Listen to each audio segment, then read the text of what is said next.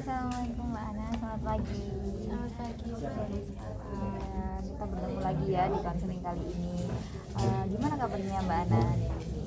sedikit nggak enak badan sih Bu, kecapean. Akhirnya kegiatannya ngapain aja Mbak? Ya masih sama kuliah sama organisasi sih Bu. Cuma akhir-akhir ini lebih sering keluar aja jadi agak capek. Jadi organisasi juga, kuliah juga. Mbak Ana kemarin sempat bertemu dengan saya dan ngobrol-ngobrol juga, dan mungkin hari ini kita akan ngobrol-ngobrol lebih dalam lagi ya Mbak Ana. Dari Mbak Ana sendiri ini habisnya ada kelas atau gimana? Habis sih Bu, habis tuh tapi masih belum ada informasi gitu loh maunya dari atau link. Oke, berarti masih ada jangka untuk free ya Mbak di jam berikutnya. Oke, mungkin dari kali ini saya mau sedikit aja mengulang kembali nih, kalau konseling itu nanti diantara kita akan sama-sama bekerja sama dan berdiskusi untuk menemukan solusi dari dirinya Mbak Ana sendiri gitu.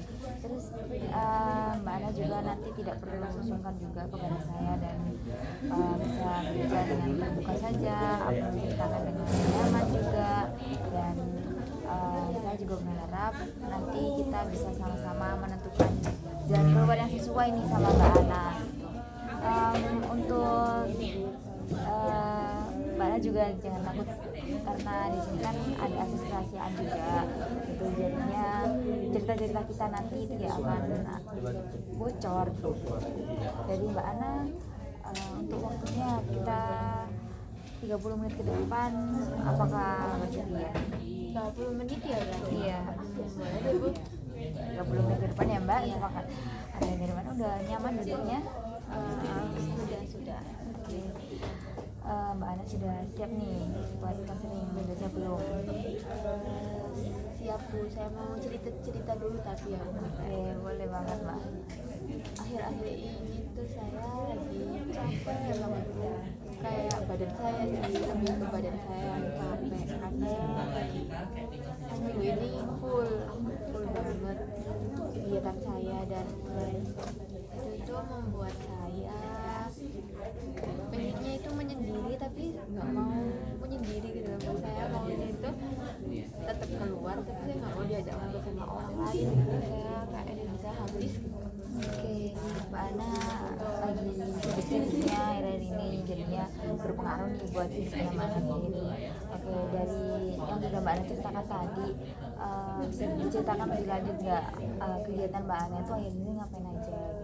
Kalau kegiatan saya kuliah itu sekarang kan semester 4 kan Bu, tugasnya lagi banyak-banyaknya dan kayak materinya itu lebih rumit. Terus ada beberapa dosennya yang menurut saya itu pemaparan materinya itu nggak sesuai sama yang biasanya saya dapetin gitu, jadi saya merasa kurang di beberapa mata kuliah, dan ketika itu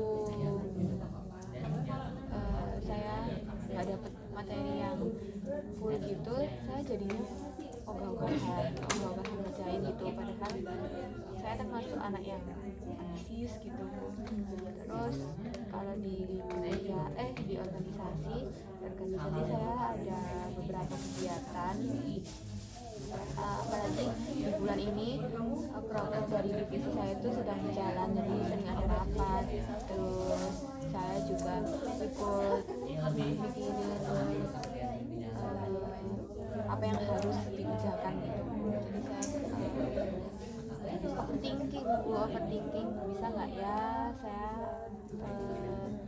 nyelesain ini semua, apalagi acaranya itu ada di pekan UAS gitu. Saya bisa nggak ya nyelesain dua hal itu di satu waktu.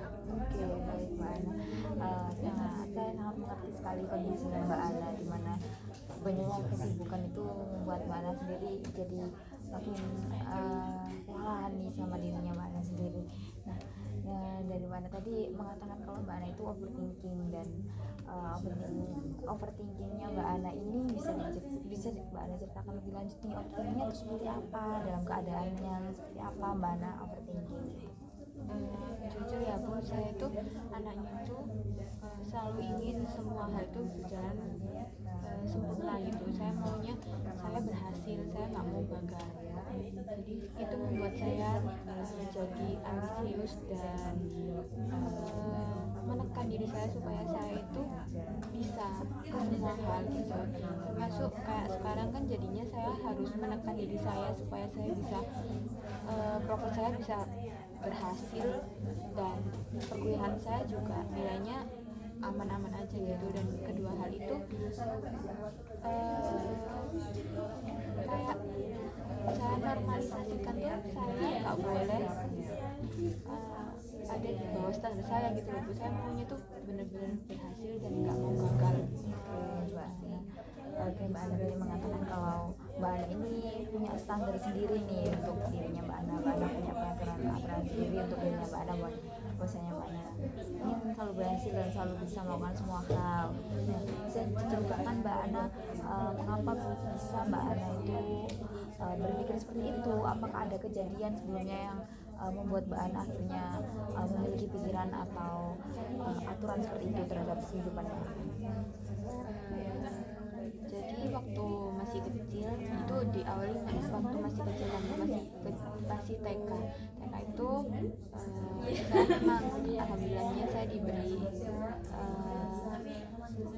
kekuatan gitu loh, kekuatan kayak saya bisa dalam hal akademik. Dari kecil saya itu kayak cepet nangkep gitu kan.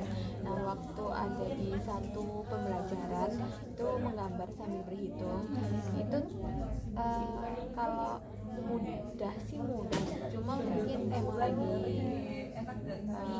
nggak fokus aja kan. Itu saya salah di belajar menghitung itu, saya itu salah.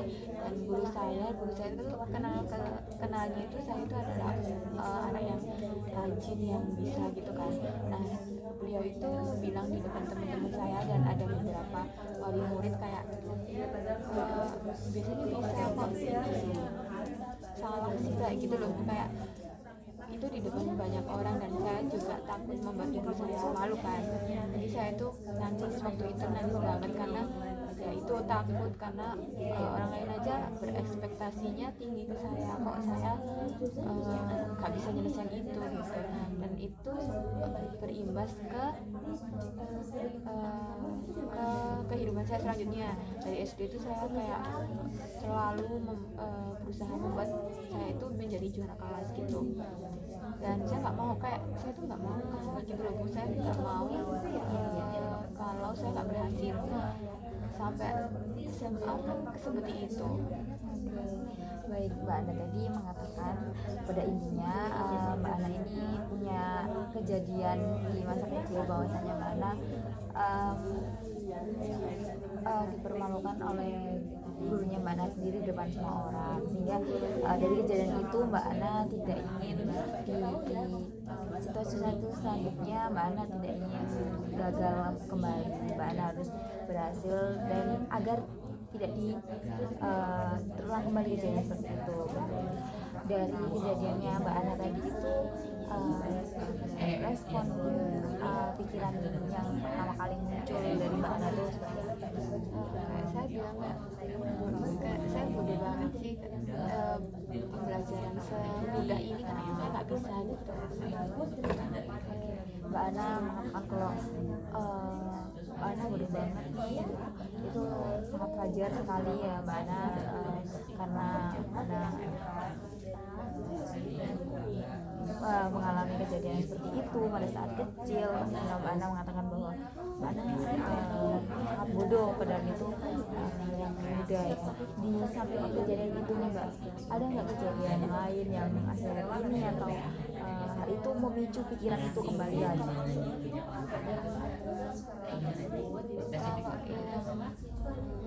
Ada pas waktu saya nggak keterima SNBP itu terulang lagi. Jadi saya tuh SMA itu saya ambis banget, kayak dari semester 1 tuh saya sudah membuat nilai saya di atas KKM sampai semester 5, dan itu kayak guru BK saya juga kayak, bisa ini nilaimu tinggi kok. Di tingkatan eligible itu saya juga termasuk yang ada di 10 besar gitu kan. Nah itu saya udah kayak bisa ini, saya bisa ngambil ke jurusan yang saya mau, tapi ternyata itu saya gagal lagi. Jadi itu saya membuat kayak kok gagal lagi ya, kenapa enggak jadi ke distract hal-hal yang lalu gitu. Nah itu membuat saya kayak kan itu di akademis, jadi saya membuat prinsip di hidup saya, kalau saya nggak gagal di situ saya harus bisa ke semua hal itu. Kayak misal contoh kecilnya di kegiatan saya sehari-hari, misalnya saya bisa minta tolong ke orang lain, saya bisa minta tolong ke ayah saya atau ke pekerjaan cowok-cowok yang di sekitar saya itu, saya tidak melakukan itu, saya bisa menyelesaikannya sendiri gitu. Walaupun kayak kadang itu kan kalau pekerjaannya laki-laki tapi kita kerjain kan kayak berat gitu ya, kadang sampai badan saya tuh kayak capek lemes gitu, tapi itu saya lakuin supaya saya nggak bergantung ke orang lain juga gitu. Oke Mbak Ana, tadi banyak sekali cerita-cerita Mbak Ana yang mengatakan kalau Mbak Ana ini ambisius akhirnya karena satu hal di mana Mbak Ana berpikir bahwa Mbak Ana tidak boleh gagal gitu. Jadi Mbak Ana selalu ambisius, selalu menekankan diri Mbak Ana untuk selalu bisa semua hal gitu, walaupun akhirnya Mbak Ana juga kelelahan. Dari Mbak Ana respon fisik mungkin yang Mbak Ana munculkan saat Mbak Ana mengalami pikiran-pikiran saya nggak boleh gagal, saya harus bisa semua hal. Respon fisik apa yang Mbak Ana rasakan gitu, entah Mbak Ana gemetar atau deg-degan itu ada nggak? Kalau deg-degan sama gemetar itu selalu muncul ketika saya di posisi kayak sekarang saya lagi ada di penanggung jawabnya sebuah broker. Jadi saya kayak waktu rapat itu saya deg-degan parah, terus kayak paniknya tuh kelihatan gitu. Kayak saya tuh bingung, tapi saya nggak bisa mengatasinya, jadi saya terlihat panik sampai teman-teman saya negur saya kayak, kamu jangan kelihatan panik gitu. Gimana jadi gugup juga ketika itu dan deg-degan, kemudian panik juga. Nah, pada saat Mbak Ana merasakan respon itu, apakah masih ada pikiran Mbak Ana seperti saya akan gagal atau seperti apa respon pikiran Mbak Ana saat itu?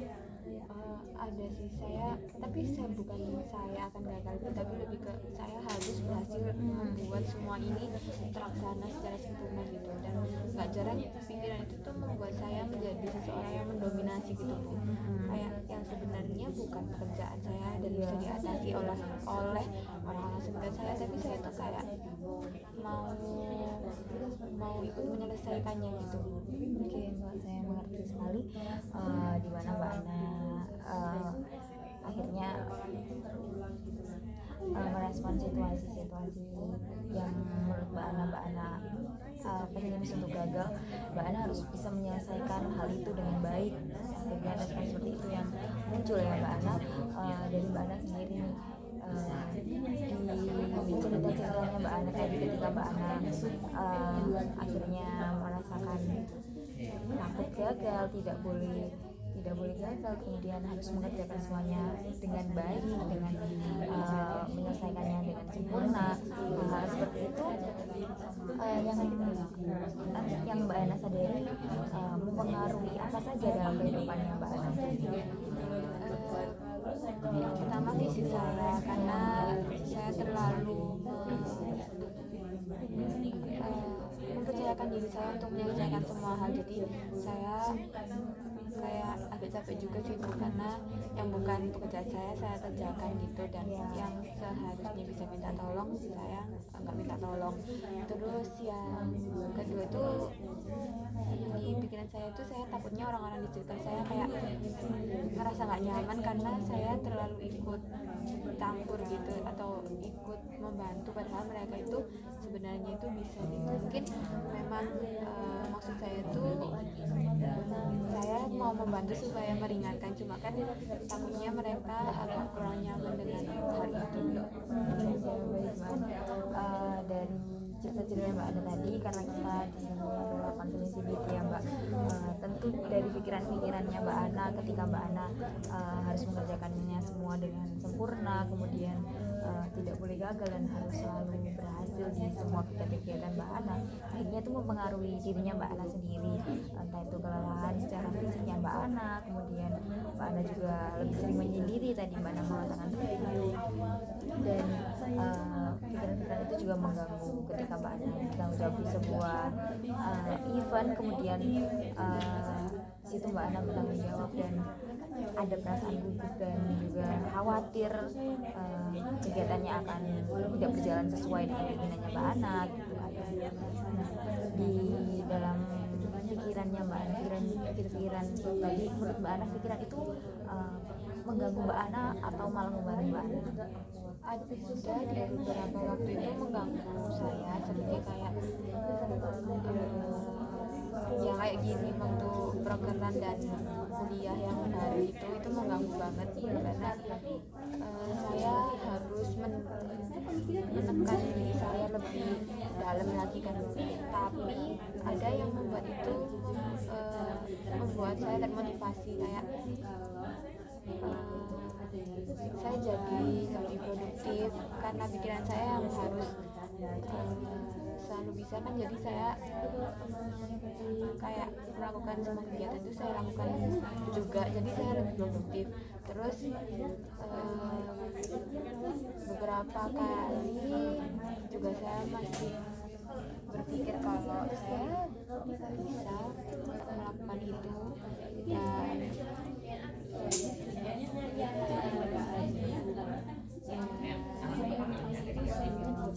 sifat pemikiran saya yang kayak terlalu ambisius itu juga banyak membantu saya untuk menyelesaikan semua hal gitu.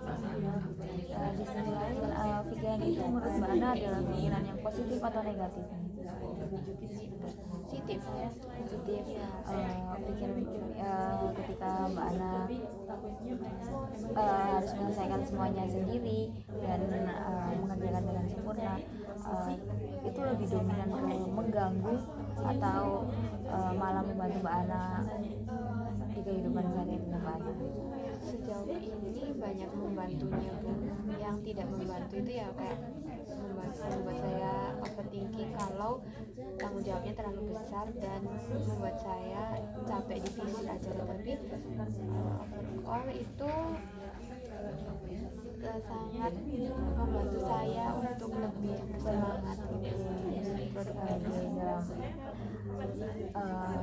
Di dalam kata lain, Mbak Ana ini juga memiliki pikiran yang baik dan yang positif untuk keproduktifannya Mbak Ana di kegiatan-kegiatannya Mbak Ana ya. Di lingkungannya Mbak Ana di perguruan atau di organisasi ini, apakah ada situasi yang membuat akhirnya pikiran itu menjadi pikiran yang mengganggu Mbak Ana atau pikiran itu berubah menjadi pikiran yang negatif ketika berada di organisasi? Cuma ketika saya mendapatkan tanggung jawab yang besar seperti memegang sebuah broker itu, pikiran itu kembali muncul. Tapi kalau untuk sehari-hari di organisasi, kegiatan di organisasi atau di perkuliahan masih aman.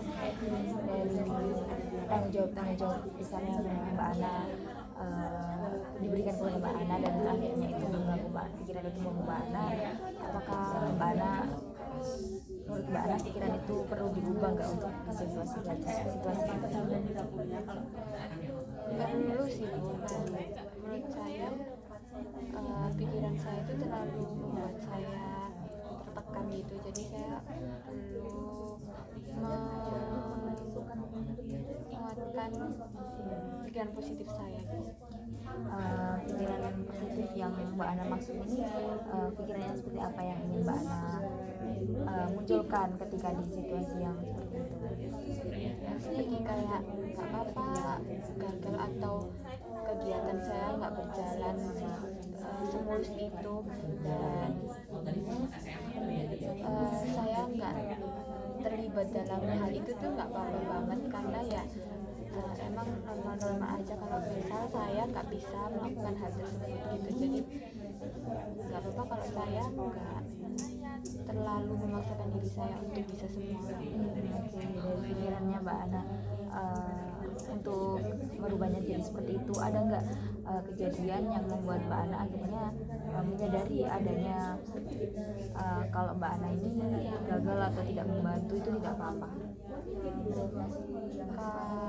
Pernah kalau di perkuliahan itu ketika saya nggak bisa mempraktekkan mata kuliah yang teman-teman saya itu bisa dan saya tuh nggak bisa gitu kan. Terus saya kayak kalau dulu tuh kayak mikir, jadi kayak nggak menemukan solusi tapi lebih banyak mikirnya gitu kan. Tapi kalau sekarang tuh saya mau ngajak diskusi teman-teman saya gitu, dan akhirnya itu membantu saya. Terus waktu di organisasi kemarin tuh sebelum ada bapak ini saya diberi amanah untuk menjadi sekretaris pelaksana kegiatan kan. Waktu awal tuh saya juga berpikiran ini kalau saya nggak berhasil orang-orang melihat saya gimana ya. Jadi saya harus berhasil dan nggak mau mengecewakan semua orang gitu. Terus saya jadi takut dan bertanya ke teman-teman sekitar kalau saya nggak bisa ini gimana gitu. Tapi ternyata saya bisa menjalankan tugas saya di kegiatan itu walaupun ada beberapa minusnya, dan itu nggak apa-apa banget. Ternyata walaupun ada minusnya tapi kegiatannya itu masih terlaksana dan diapresiasi dari banyak orang. Oke, Mbak Ana, dari banyak kegiatan yang Mbak Ana lakukan, sebelumnya Mbak Ana juga mengatakan kalau pikiran negatif itu selalu muncul ketika di organisme itu. Tapi ketika kegiatannya sudah selesai, Mbak Ana sudah merasakan tanggung jawab dan itu ternyata tidak apa-apa, pikiran negatif itu akhirnya tidak berguna gitu ya di sebelumnya gitu. Jadi menurut Mbak Ana penting nggak sih untuk berpikiran positif di awal ketika Mbak Ana bangun? Penting sekali. Oke. Menurut Mbak Ana, pikiran positif itu akhirnya membantu Mbak Ana untuk melakukan kegiatan yang seperti apa nih menurut Mbak Ana? Pikiran positif itu. Maaf, boleh diulangi pertanyaannya? Jadi ketika Mbak Ana kedepannya ini melakukan kegiatan itu lebih memunculkan pikiran positif daripada pikiran kekhawatiran dan negatifnya Mbak Ana tadi, menurut Mbak Ana itu seperti apa? Apakah pikiran negatif itu mengganggu Mbak Ana, terus pikiran positif itu mendukung Mbak Ana? Menurut Mbak Ana yang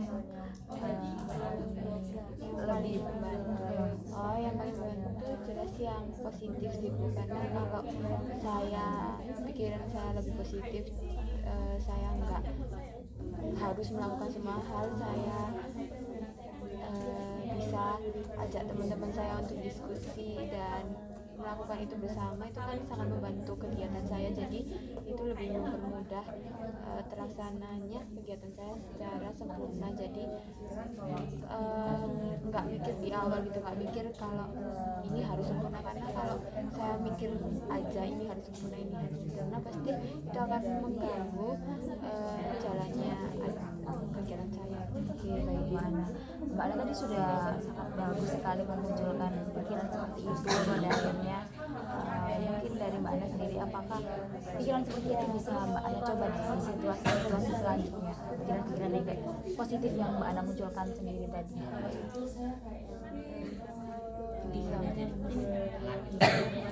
Di situasi seperti apa nih Mbak Ana akan dapat dapat memunculkan pikiran yang positif daripada yang negatif.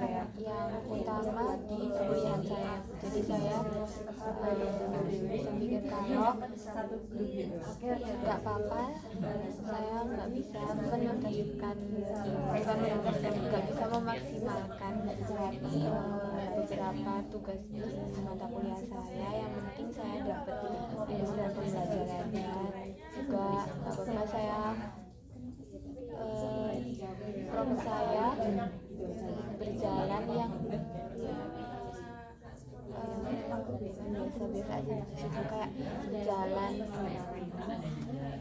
semaksimal mungkin aja, walaupun nanti ada kurang-kurangnya itu nggak apa-apa banget, karena entah saya maupun teman-teman yang terlibat itu sudah berusaha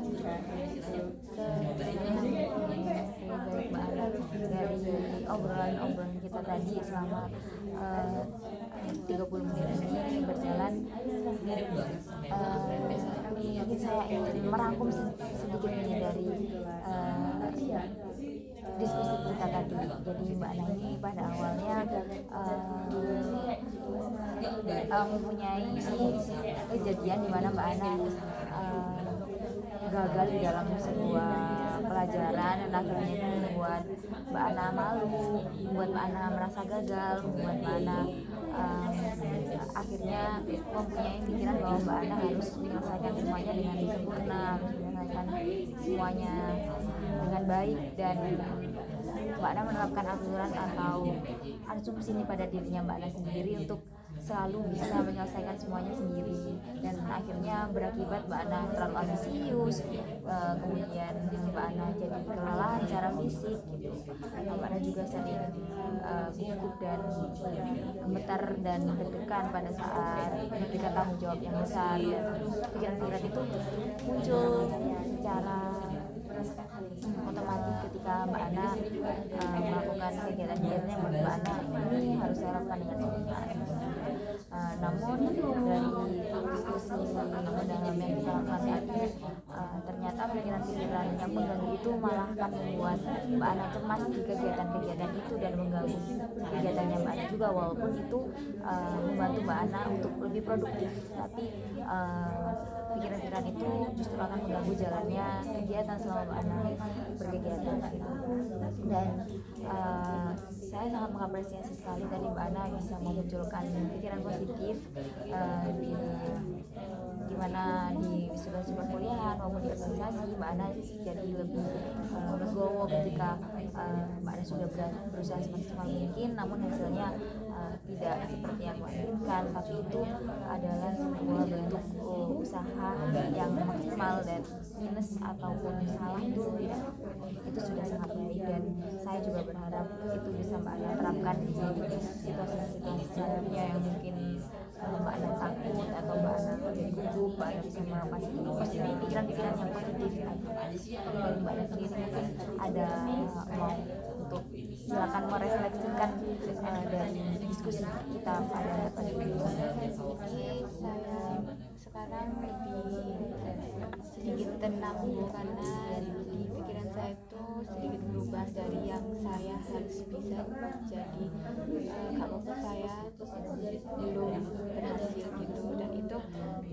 mungkin akan membantu saya menyelesaikan perkuliahan dan proker di bulan ini. Mbak Ana sudah sangat baik nih pada pagi hari ini berbicara dengan saya juga sangat terbuka sekali. Saya Mbak Ana juga nyaman nih berbicara dengan saya atau diskusi sama saya pada pagi ini, dan sisi konsen selanjutnya kita akan mencoba beberapa hal mendalam atau mengevaluasi apakah Mbak Ana sudah menerapkan pikiran positif itu atau belum, ataupun ada kendala nih ketika Mbak Ana di situasi selanjutnya yang mungkin itu sulit untuk Mbak Ana. Nanti kita akan bicara di sesi konseling selanjutnya. Mungkin cukup itu yang cukup sekian sesi konseling yang bisa Ibu berikan kepada Mbak Ana. Di lain kesempatan kita akan bicara lebih lagi, akan lebih banyak ngobrol lagi lebih dalam gitu ya Mbak Ana. Terima kasih dan selamat menjalankan aktivitas.